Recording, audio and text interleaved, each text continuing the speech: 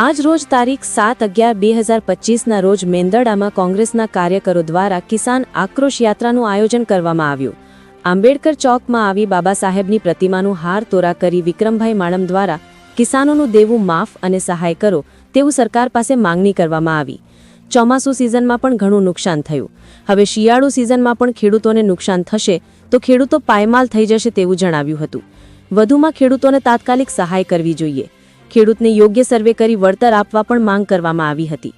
જો ખેડૂતના ઘરની અંદર ઉપજ થશે તો જ બજારોમાં આવશે અને તો જ દુનિયા ચાલશે। જો ખેડૂત બરબાદ થઈ જશે તો દુનિયા બરબાદ થઈ જશે તેમ જણાવ્યું હતું। Bureau chief Sarfaraz Rafai, Junagadh.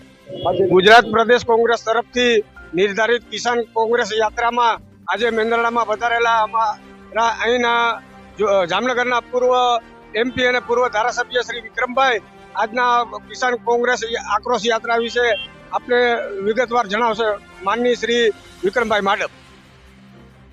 મિત્રો, આપ સૌ જાણો છો એમ કુદરતનો માર એ ખેડૂતો ઉપર એટલો બધો પડ્યો છે કે ખેડૂતોની જનસી જે સૌ ત્યાર રોટલો હતો એ જૂટવાઈ ગયો અને જ્યારે આભ ફાટે લોકો દુઃખી થાય ત્યારે સરકાર પાસે જ નજર રાખે।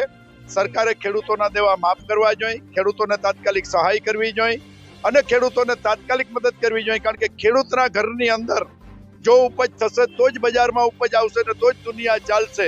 ખેડૂત પાયમાલ થઈ જશે, ખેડૂત બરબાદ થઈ જશે તો દુનિયા બરબાદ થઈ જશે। આ જીવનનો વાસ્તવિક મંત્ર છે અને એટલે કોંગ્રેસ પાર્ટી અત્યારે કિસાન આક્રોશ યાત્રા કાઢી છે। કોંગ્રેસે અત્યારે સરકાર ઉપર એક દબાણ કર્યું છે કે કોઈ પણ સંજોગોની અંદર ખેડૂતને ઊભો કરવા માટે તાત્કાલિક ખેડૂતોને સહાય કરો। સર્વેની વાતો જવા દો, ખોટી વાતો જવા દો, આમાં સમય બરબાદ ન કરો।